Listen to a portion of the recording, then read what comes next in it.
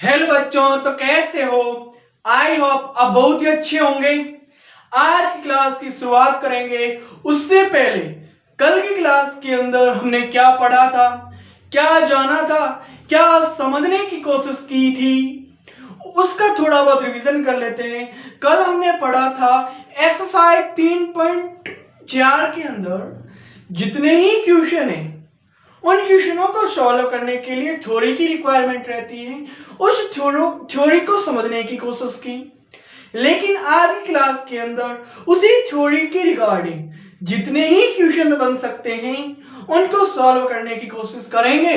तो आज सबसे पहले हमारा एग्जांपल नंबर 19 होगा और वो क्या कहता है, find the principal solutions of the equation tan x is equal to -1 divided by square root of 3। समीकरण tan x बराबर -1 बटा वर्गमूल 3 का क्या बताना है, मुख्य हल बताना है आपको। यहां पर लिखा हुआ प्रिंसिपल, फिर लिखा है सॉल्यूशंस। जैसे ही सॉल्यूशन लिखता इसका मतलब ये होता उसका कोई एक हल होता, लेकिन यहां पर प्लूरल वर्ड दे रखा है सॉल्यूशंस, तो इसका मतलब ये है कि एक से ज्यादा है। तो प्रिंसिपल सॉल्यूशन के अंदर कितने हल होते हैं, उस ट्राइगोनोमेट्रिक इक्वेशन के 2 हल होते हैं। तो सबसे पहले हम क्या करेंगे, यहां पर लिखेंगे सॉल्यूशन और यहां पर मैंने लिखा tan x is equal to -1/3। अब आपको यहां पर ध्यान रखना है, जब भी चाहे प्रिंसिपल सॉल्यूशन पूछे या जनरल सॉल्यूशन पूछे, आपको उस ट्राइगोनोमेट्रिक इक्वेशन की राइट हैंड साइड को देखना है। जैसे ही आपने देखा तो यहाँ पर जो वैल्यूज है वो नेगेटिव की है, तो आपने क्या बनाया, सबसे पहले क्वाड्रेंट बनाया। मैं आपको क्वाड्रेंट के जरिए समझाऊंगा ताकि आपको अच्छी प्रकार से समझ में आ जाएगा।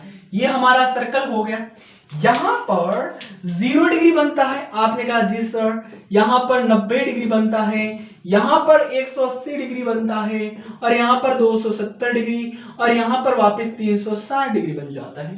आपने कहा जी सर, लेकिन यहां पर रेडियन की बात करें तो यहां पर 0 रेडियन, π/2 रेडियन यहां पर बनता है, यहां पर पाई रेडियन बनता है, यहां पर 3π/2 रेडियन बनता है, लेकिन यहां पर पुनः 2π रेडियन हो जाता है जब एक सर्कल के अंदर हम पूरा राउंड ले लेते हैं।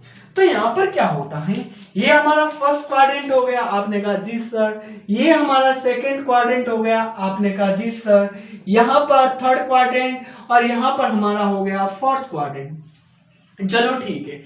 जैसे यहां पर आपने देखा तो जो tan की जो वैल्यूज है वो नेगेटिव की है, तो यहां पर 4 ट्राइगोनोमेट्रिक फंक्शन में से यानी 4 क्वाड्रेंटों में से कौन कौन से क्वाड्रेंट के अंदर tan जो होता है वो नेगेटिव्स की वैल्यूज देता है। तो आप कहोगे सर एक तो हमारा सेकेंड होता है और एक हमारा फोर्थ होता है, इसके अंदर जो ये हमारा ट्राइगोनोमेट्रिक फंक्शन है tan वो नेगेटिव्स की वैल्यू देगा। मैंने कहा जी, तो आपको क्या करना है कि इसके अंदर कितने डिग्री की वैल्यूज ये है और यहां पर कितने डिग्री की वैल्यूज ये है, वो दोनों बताने हैं। तो सबसे पहले आप क्या करोगे, यहां पर आप लिखोगे कि आप जानते हो कि 10π/6 की जो वैल्यूज होती है वो 1/√3 होती है, यानी tan 30 डिग्री की वैल्यू 1/√3 होती है। लेकिन आपको ये नहीं चाहिए, आपको तो ये और ये चाहिए, क्योंकि यहाँ पर नेगेटिव्स की वैल्यू है। तो ये लाने के लिए आप क्या करोगे कि एक बार तो पाई में से इस एंगल को सब्ट्रैक्ट कर दोगे, यानी घटा दोगे। एक बार क्या करोगे कि 2π में कुछ एंगल इसमें से घटा दोगे। वो कौन सा एंगल घटाना है, आपको यही घटाना है। तो जब पाई में से घटाओगे तो वो यहां आ जाएगा एंगल, और जब 2π में से घटाओगे तो वो चौथे क्वाड्रेंट में चला जाएगा। तो देखो सबसे पहले मैं पाई में से कम कर रहा हूं, तो मैंने लिखा 10π - π/6 इज इक्वल टू 1/√3। जैसे ही आपने इसको सॉल्व किया तो मैंने लिखा 10, यहां पर एलसीएम आ गया 6 और इसके डिनोमिनेटर के अंदर है 1। तो 6 के अंदर 1 का भाग 6 बार 6 को पाई से मल्टीप्लाई करवाएंगे तो 6 पाई माइनस 6 के अंदर 6 का भाग 1 बार 1 को जब पाई से गुणा करवाएंगे तो आ जाएगा पाई इज इक्वल टू हो गया 1 अपॉन स्क्वायर रूट ऑफ 3। तो यहां पर मैंने लिखा 10, जैसे इसको सॉल्व करोगे तो आ जाएगा 5 pi upon 6 is equal to 1 upon square root of 3। तो x की एक वैल्यूज क्या होगी, तो x की वैल्यूज एक होगी पाई यानी 5 पाई अपॉन 6। लेकिन आगे और जाएंगे, ये तो हमने सेकंड क्वाड्रेंट के अंदर निकाल दिया, लेकिन अब जाएंगे फोर्थ क्वाड्रेंट के अंदर। जैसे ही फोर्थ क्वाड्रेंट के अंदर गए तो पुनः क्या करेंगे, मैं इसको ना इक्वेशन नंबर 1 दे दूं, क्या कर दूं, पुनः इक्वेशन नंबर 1 दे दूं। तो पुनः इक्वेशन के अंदर ही जाएंगे 1 के अंदर।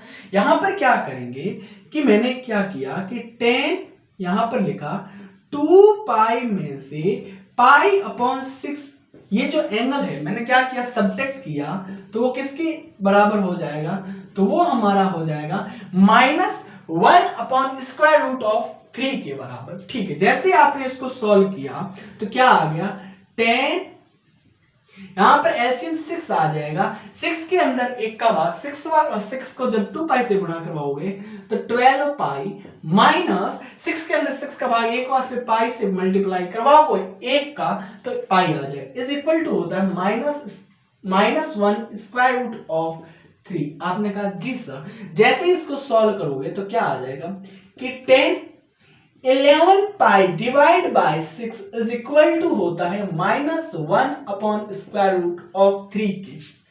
तो x की वैल्यूज क्या क्या आई, तो x की वैल्यूज एक तो आई, यानी हमारा जो प्रिंसिपल सॉल्यूशन है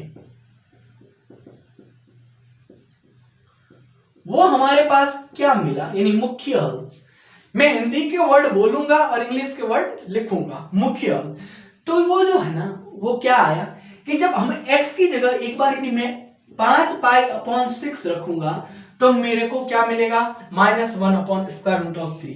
एक बार जब मैं 11 पाई अपॉन 6 रखूंगा तो अभी मेरे को क्या मिलेगा -1 अपॉन स्क्वायर रूट ऑफ 3 और यहां पर लिख देंगे आंसर।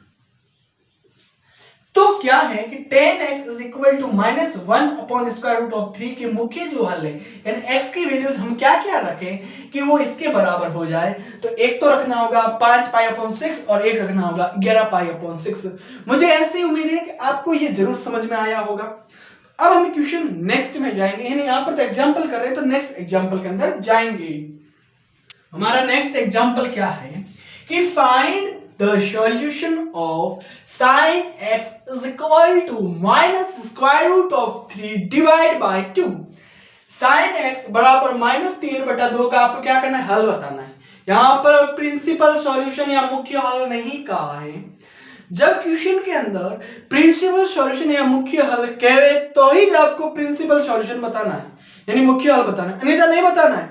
अन्यथा तो आपको जनरल सॉल्यूशन ही बताना है। तो यहां पर इसका क्या बताएंगे, जनरल सॉल्यूशन बताएंगे। तो यहां पर सबसे पहले मैंने लिखा सॉल्यूशन और इसको मैंने लिखा कि sin x is equal to -square root of 3 divide by 2। अब आपको क्या करना है कि ये आपकी इक्वेशन है और इस इक्वेशन के अंदर साइन की ही तो बात हो रही ना। आप कहोगे जी सर, तो मैंने आपको साइन के लिए एक फॉर्मूला बताया था, कौन सा था, तो वो हमारा था कि सबसे पहले हम ये डिसाइड करेंगे कि यहां पर होता है कि देखो चूंकि क्या होता है कि sine x is equal to होता है साइन y के बराबर। ये हमने पढ़ा था कि नहीं पढ़ा था, आपने कहा जी सर, मैं थोड़ा सा मार्कर चेंज कर लेता हूं। Sine x is equal to होता है साइन y। अब तो y की वैल्यूज क्या होगी कि -√3 डिवाइड बाय 2 आ जाए। तो आप कहोगे सर यहां पर मैंने लिखा, यहां पर हमारा क्या होता है 0 रेडियन। आप कहोगे यहां पर होता है पाई डिवाइड बाय 2 रेडियन, यहां पर पाई रेडियन, यहां पर होता है 3 पाई डिवाइड बाय 2 रेडियन और यहां पर होता है 2 पाई रेडियन। यहां पर सभी ट्राइगोनोमेट्रिक फंक्शन पॉजिटिव्स की वैल्यू देते हैं। तो यहां पर क्या लिखा हुआ है square root of 3 divide by 2। तो साइन ये कितने डिग्री की वैल्यूज होगी, तो आप कहोगे सर साइन 60 डिग्री की वैल्यूज होती है जिसको पाई डिवाइड बाय 3 कहा जाता है। मैंने कहा ठीक है, लेकिन देखो इस ट्राइगोनोमेट्रिक इक्वेशन के अंदर राइट हैंड साइड के अंदर वैल्यूज किसकी आ रही है, नेगेटिव की। तो साइन नेगेटिव कहां होता है, तो आप कहोगे साइन नेगेटिव की जो शुरुआत है पहले सर्कल के अंदर, जब पहला राउंड लेंगे तो वहां यहां से शुरू हो जाएगी, यानी थर्ड क्वाड्रेंट से।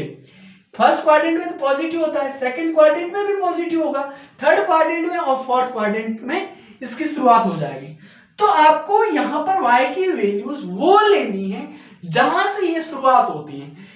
फोर्थ क्वाड्रेंट के अंदर जो एंगल आता है वो नहीं लेना है, थर्ड क्वाड्रेंट के अंदर जो एंगल आता है वो लेना है। यदि फोर्थ क्वाड्रेंट के अंदर एंगल ले लिया तो थर्ड क्वाड्रेंट का एंगल पीछे रह जाएगा, यदि थर्ड क्वाड्रेंट का ले लोगे तो फोर्थ क्वाड्रेंट तो उसके साथ शामिल हो जाएगा, जैसे मैंने यहां पर लिखा। चलो ठीक है, तो थर्ड क्वाड्रेंट के अंदर कैसे जाएंगे कि जब हम इस पाई के अंदर इसको ऐड कर लेंगे, कैसे, मैंने लिखा pi plus pi divide by 3। जैसे इसको मैंने सोल्व किया तो एलसीएम मेरे पास क्या आ गया, 3 के अंदर 1 का भाग 3 बार, 3 को पाई से मल्टीप्लाई करवाया तो 3 पाई, प्लस 3 के अंदर 3 का भाग 1 और 1 को पाई से मल्टीप्लाई करवाया तो पाई, इज इक्वल टू हो गया सॉल्व करने से 4 pi upon 3। In third quadrant के अंदर हमारा जो y है वो क्या है, 4 पाई अपॉन 3। क्या है, 4 पाई अपॉन 3।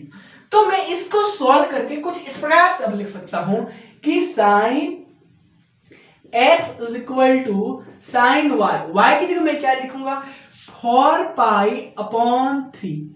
आपने कहा ठीक है सर, तो आपको फॉर्मूला पता है कि ये इक्वेशन सेटिस्फाई कब होगी, ये इक्वेशन सेटिस्फाई तभी होगी जब x इज इक्वल टू होगा n पाई प्लस -1 की पावर n y।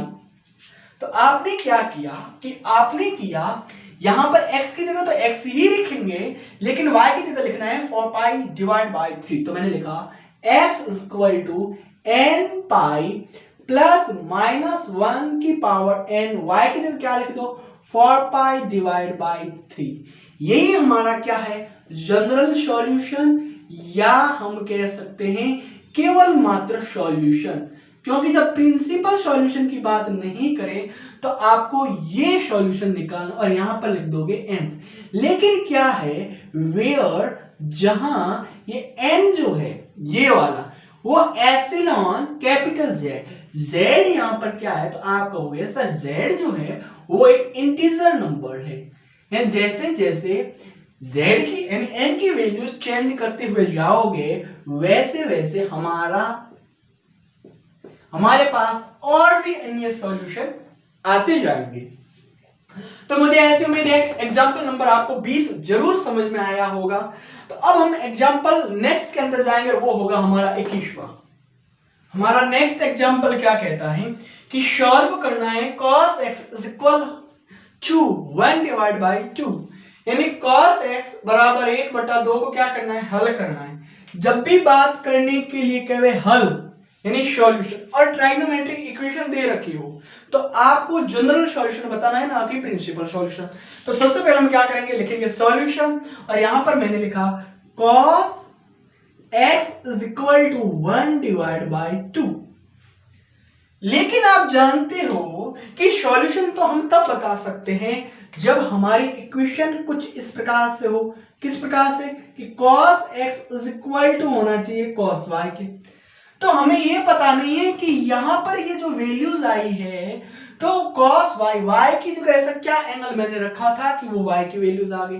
तो आपने जब ध्यानपूर्वक देखा तो यहां पर जो y की जो वैल्यूज है यानी इस इक्वेशन के अंदर राइट हैंड जो साइड है वो पॉजिटिव की वैल्यूज दे रहा है। तो सबसे पहले आपने क्या देखा, यहां पर क्वाड्रेंट के अंदर गए और क्वाड्रेंट के अंदर जाते ही देखा कि यहां पर हमारा फर्स्ट क्वाड्रेंट होता है, यहां पर हमारा सेकंड क्वाड्रेंट होता है, यहां पर हमारा थर्ड क्वाड्रेंट होता है और यहां पर हमारा फोर्थ क्वाड्रेंट होता है।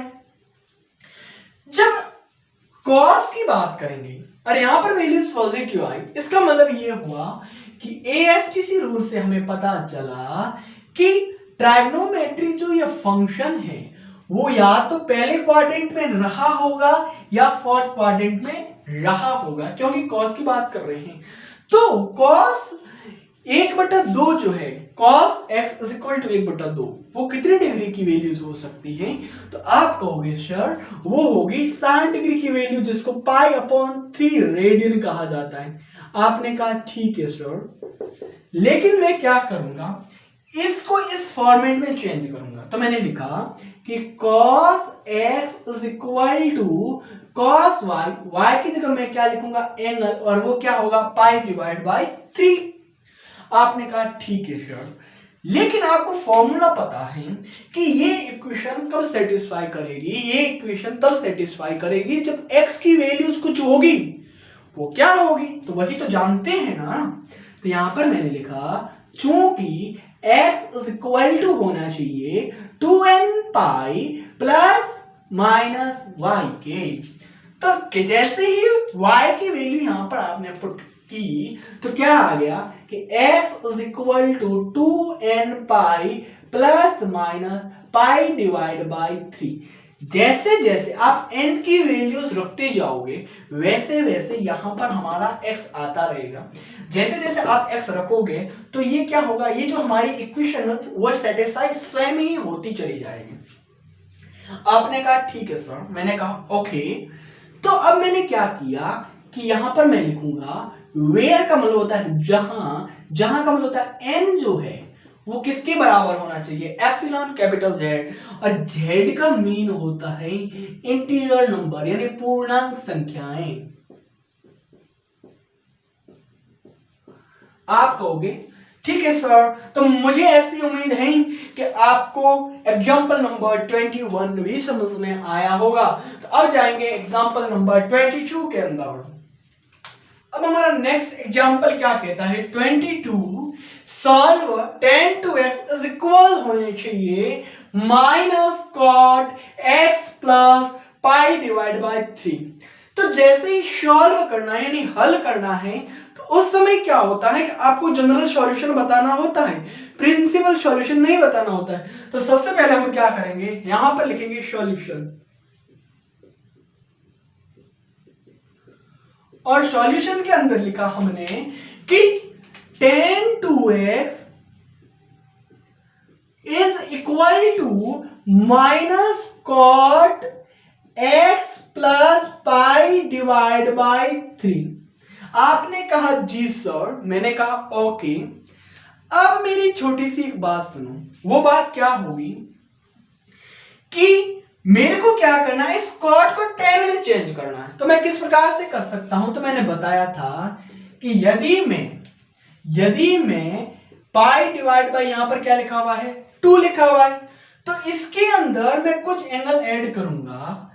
तो एंगल के तौर पर यहां पर मैं ये मान लूं, तो पाई प्लस यानी पाई डिवाइड बाई 2 के अंदर x plus pi divide by 3 जब मैं ऐड करूंगा तो वो कूद के कहां चला जाएगा, सेकेंड क्वाड्रेंट के अंदर। लेकिन आगे वाला एंगल हमारा कहां हो गया, y एक्सिस पर।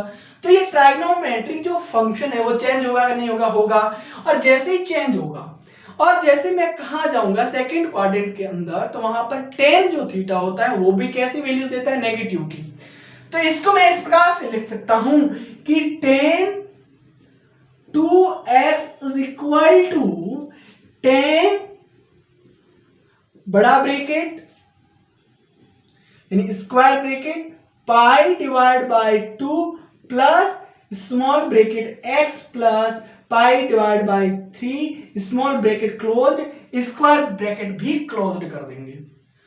अब मेरी बात सुनो, मैंने जैसे इसको सॉल्व किया तो क्या हो गया कि tan 2x is equal to tan square bracket, यहां पर लिखा हुआ है पाई डिवाइड बाई 2 प्लस का x plus pi divide by 3। जब पाई डिवाइड बाई 2 और पाई डिवाइड बाई 3 इन दोनों को जब ऐड करोगे तो हमारे पास क्या आ जाएगा, तो एलसीएम आया 6 के अंदर 2 का भाग कितनी बार चला गया, 3 बार। 3 को पाई से मल्टीप्लाई करवाएंगे तो 3 पाई प्लस 6 के अंदर 3 का 2 बार, 2 को पाई से मल्टीप्लाई करेंगे तो कितना हो जाएगा 2 पाई, और प्लस का तो x है, स्क्वायर ब्रैकेट क्लोज्ड। अब देखो इस tan से ये tan क्या हो जाएगा, गायब। तो इसको मैं अब ऐसे लिख सकता हूं कि 2x इज इक्वल टू हो गया यहां पर क्या हो गया, तो यहां पर हमारा हो गया 3 पाई और 2 पाई को जैसे ऐड करेंगे तो यहां पर हो जाएगा 5 पाई डिवाइड बाई 6 प्लस का क्या हो गया x। आपको वैल्यूज किसकी बतानी है, x की बतानी है। तो आप क्या करोगे, ये प्लस का है इस साइड तो रेसिप्रोकल करवाओगे तो इस साइड आएगा तो क्या हो जाएगा माइनस का। आपने कहा जी सर, तो मैंने क्या किया, तो मैंने ये किया कि कि कि 2x minus x is equal to हो गया 5 पाई डिवाइड बाई 6, तो x इज इक्वल टू हो गया 5 पाई डिवाइड बाई 6। ये हमारी किसकी वैल्यूज आ गई, ये हमारी आ गई x की वैल्यूज, और यहां पर हम कह देंगे आंसर। ये हमारा क्या है, इसका सॉल्यूशन है कि जब हम x की जगह ये वैल्यू रखेंगे तो ये दोनों जो है यानी tan 2x और minus cot x plus pi divide by 3, ये दोनों क्या हो जाएंगे, सेटिस्फाई हो जाएंगे। तो अब हम नेक्स्ट एग्जांपल के अंदर जाएंगे, वो होगा 23। अब हमारा एग्जांपल नेक्स्ट क्या है कि solve sin 2x minus sin 4x plus sin 6x is equal to 0। सिद्ध कीजिए कि sin 2x minus sin 4x plus sin 6x is equal to किसके होना चाहिए, 0 के। अब मेरी बात सुनो, ये क्या है, तो आप कहोगे सर ये है ट्राइगोनोमेट्रिक इक्वेशन। करना क्या है, सॉल्व यानी हल बताना है। तो जब भी सॉल्व की बात हो तो उस समय आपको जनरल सॉल्यूशन बताना है उस इक्वेशन का, न कि प्रिंसिपल सॉल्यूशन। तो इसका हम क्या निकालेंगे, तो इसका हम निकालेंगे जनरल सॉल्यूशन। तो इसको मैंने यहां पर वापस लिखा, यहां पर क्या लिखा हुआ है, सॉल्यूशन के अंदर मैंने लिखा कि sin 2x minus sin 4x plus sin 6x is equal to 0। सबसे पहले क्या करना है कि यहां पर कितने टर्म है, तो आप कहोगे सर 3 टर्म है, फर्स्ट सेकंड और थर्ड। जब भी ट्राइगोनोमेट्रिक इक्वेशन के अंदर जनरल सॉल्यूशन निकालना हो तो उस समय क्या करना होता है, लेफ्ट हैंड साइड के अंदर जितने भी टर्म दे रखे हैं उन सभी टर्म को 1 बनाना है और राइट हैंड साइड की तरफ 0 होना चाहिए। ठीक है, तो आप यहां पर क्या करोगे कि थोड़ा सा संशोधन करोगे कि जब मैं sin 2x और sin 6x के अंदर sin a plus sin b का फॉर्मूला लगवाऊंगा तो शायद मेरा जनरल सॉल्यूशन जल्दी आएगा। ये सब कुछ आपके दिमाग के अंदर चलना चाहिए फतूर। तो यहां पर मैंने लिखा कि sin 2x plus sin 6x minus sin 4x is equal to 0। यहां पर मैं फॉर्मूला लगाऊंगा, कौन सा, वो ये होगा चूंकि sin a plus sin b is equal होगा 2 sin a plus b divide by 2 और cos a minus b divide by 2। आपने कहा जी सर a की जगह क्या है 2x है, b की जगह क्या है 6x।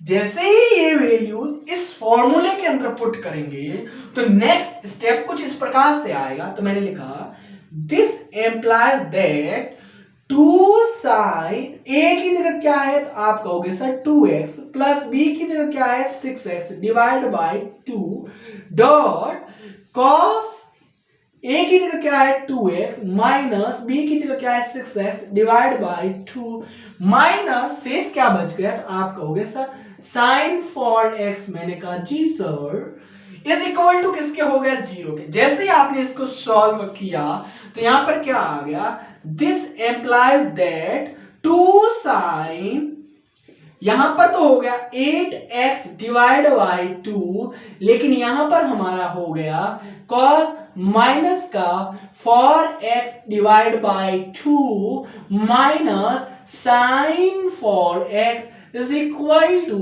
0।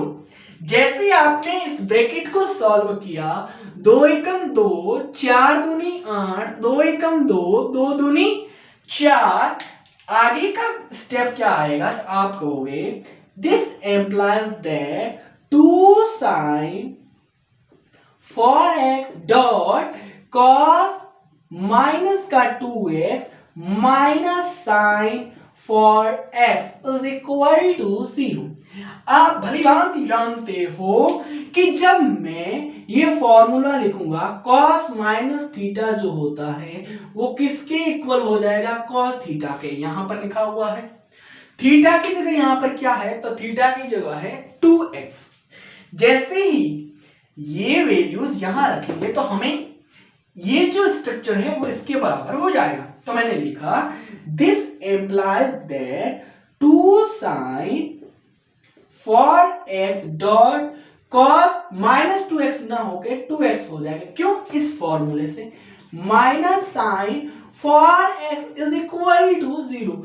जब आप यहां पर देखोगे तो अभी तो कितने टर्म बने हुए, दो, तो इन दोनों टर्मों में से ऐसा क्या कॉमन आ सकता है, तो आप कहोगे सर sin 4x बार कॉमन आ सकता है। तो मैंने क्या किया, this implies that sin 4x मैंने क्या ले लिया, बार कॉमन ले लिया। तो आगे वाले टर्म में क्या बच गया, एक तो 2, एक बच गया cos 2x। तो मैंने लिखा 2 cos 2x, प्लस को माइनस से मल्टीप्लाई करवाएंगे तो माइनस आ जाएगा, लेकिन sin 4x बार कॉमन आ गया, लेकिन तो शेष तो एक बचा ही हुआ ही था, वो किसके इक्वल हो गया, 0 के।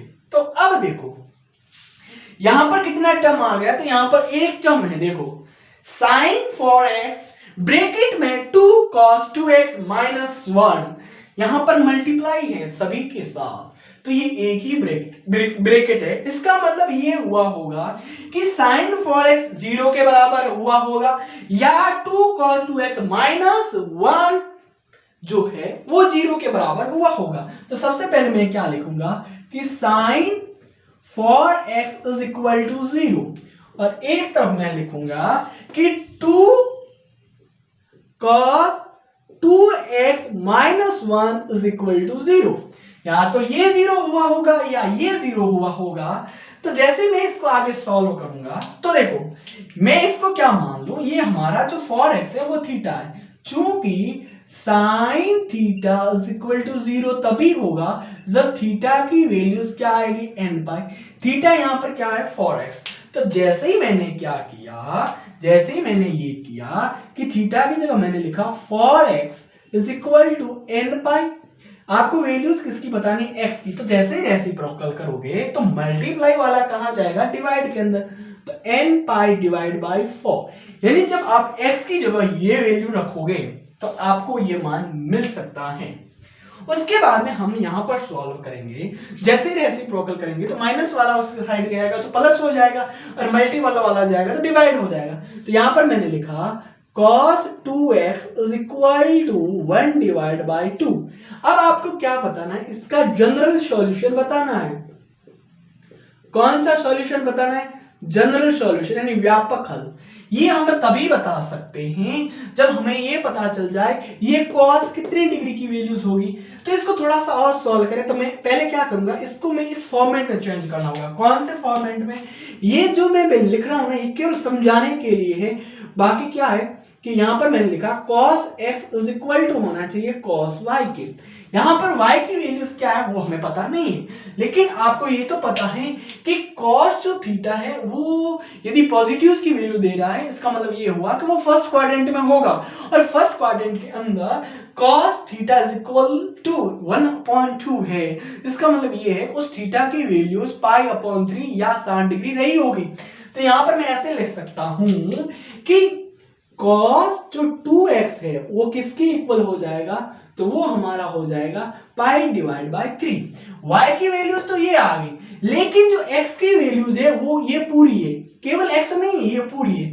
तो आपको फॉर्मूला पता होता है जनरल टर्म का जब cos की बात हो किसके अंदर, इक्वेशन के अंदर, तो वो होता है x is equal to 2n pi plus minus y। तो आपको पता है कि y की जगह तो मेरे को पाई डिवाइड बाय 3 रखना है, लेकिन x की जगह 2x रखना है। जैसे ही आपने ये रखा तो 2x इज इक्वल टू हो गया 2n pi plus minus pi divide by 3।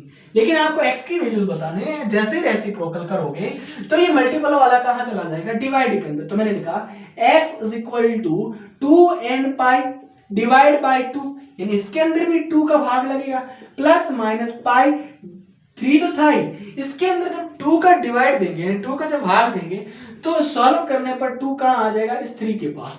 तो x इज इक्वल टू हो गया, इस 2 से ये 2 कैंसिल हो गया, तो n pi plus minus pi divide by 6।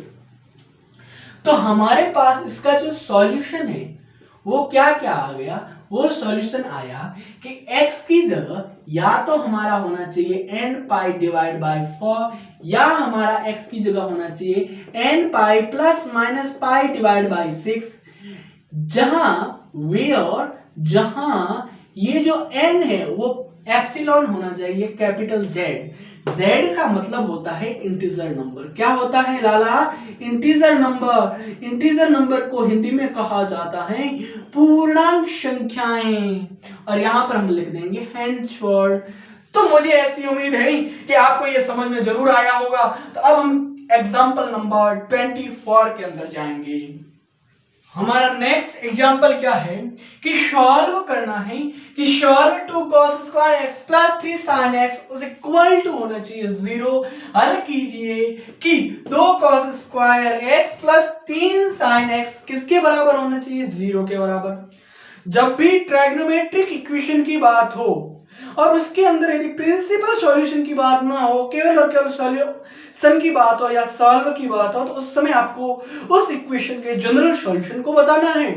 तो सबसे पहले हम क्या करेंगे, सॉल्यूशन, और यहां पर मैंने लिखा 2 cos square x plus 3 sin x is equal to 0। पहले ये बताओ यहां पर टर्म्स कितने हैं लेफ्ट हैंड साइड के अंदर। तो आप कहोगे सर यहां पर 2 टर्म है, तो इसको एक टर्म में चेंज करना है, लेकिन राइट हैंड साइड की तरफ 0 होना चाहिए। तो कैसे होगा, ये तब हो सकता है जब साइन और कोस दोनों में से किसी को एक के बराबर कर दो। एक का मतलब समझा, यानी एक ट्राइगोनोमेट्रिक फंक्शन के बराबर कर दो, या तो साइन को कॉस में परिवर्तन कर दो या कॉस को साइन में परिवर्तन कर दो। तो यहां पर आसान रहेगा कि कॉस को साइन में परिवर्तन कर देवे।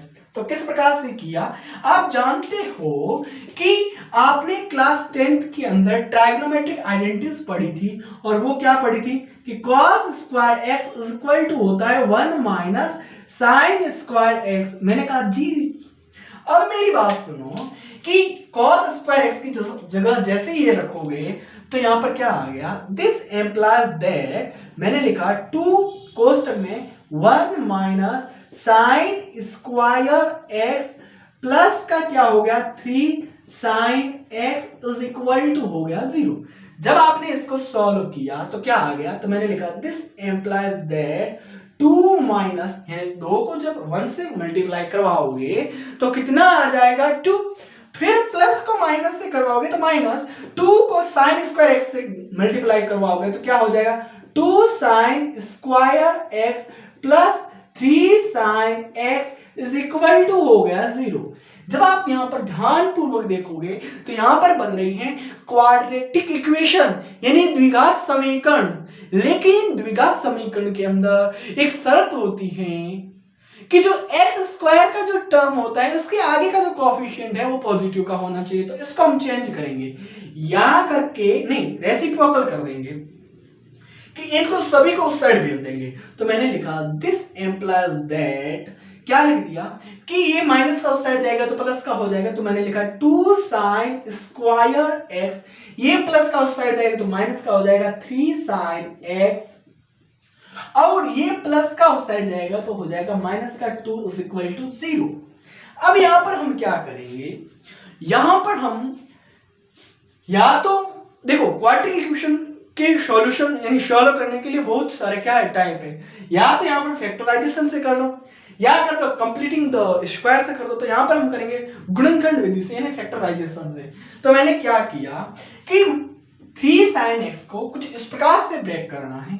यदि मैं आपको रफनेस समझाऊं तो यहां पर मैं समझाऊं, यानी जब 2 sin स्क्वायर x को -2 से मल्टीप्लाई करवाते हो तो माइनस के क्या बन जाएंगे फॉर साइन स्क्वायर एक्स। लेकिन क्या करना है, जब इसको ब्रेक करो तो वो -3 साइन एक्स के बराबर होना चाहिए। तो आपने क्या किया कि जब मैं फॉर को 1 से मल्टीप्लाई करवाऊंगा तो वो किसके इक्वल हो जाएगा, तो आप कहोगे सर 3 के। मैंने कहा ठीक है, लेकिन साइन भी डिसाइड करना है। साइन ये करना है कि आगे माइनस होना चाहिए, पीछे प्लस होना चाहिए। क्यों? क्योंकि ज्यादा में से कम को घटाएंगे तो ही ज्यादा संख्या बचेगी। यहां पर तो ऐसा है कि -4 मल्टीप्लाई -4 मल्टीप्लाई प्लस का 1 करेंगे तो ये माइनस का तो 4 हो जाएगा। किसका हो जाएगा? माइनस का 4। चलो ये हमारे पास आ गया। लेकिन जब -4 प्लस 1 करेंगे तो माइनस के कितने बच जाएंगे? 3।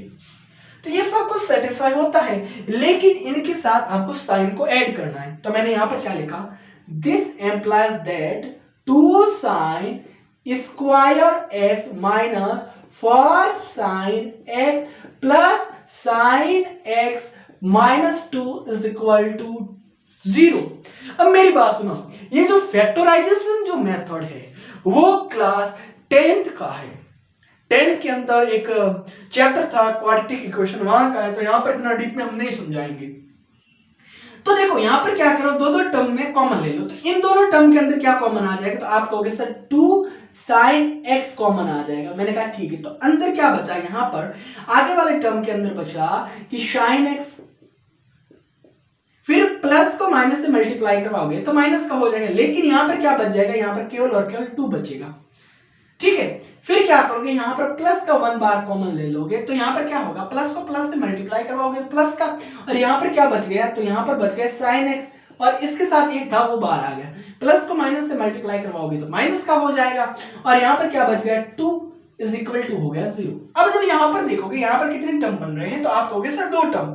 तो इन दोनों टर्मों के अंदर कुछ ना कुछ कॉमन आ रहा है, तो क्या आ रहा है, तो ये ब्रैकेट दोनों में है। तो आपने लिखा कि साइन x -2 जो है वो बार कॉमन आ रहा है, तो पीछे क्या बच गया, तो आगे वाले टर्म के अंदर तो ये बच गया। तो आपने लिखा 2 साइन x, और पीछे वाले टर्म में क्या बचा, तो प्लस का 1 इज इक्वल टू क्या हो गया, 0। ये यदि 0 के बराबर तभी संभव हो सकता है, या तो साइन x -2 0 के बराबर हो, या 2 साइन x + 1 0 के बराबर हो। तो मैंने क्या किया, मैंने यहां पर लिखा कि sine x -2 is equal to 0, या क्या हो सकता है, या हो सकता है कि 2 sine x + 1 is equal to 0। जैसे आपने इसको सॉल्व किया तो sine x is equal to आ गया 2। ये तो संभव ही नहीं हो सकता।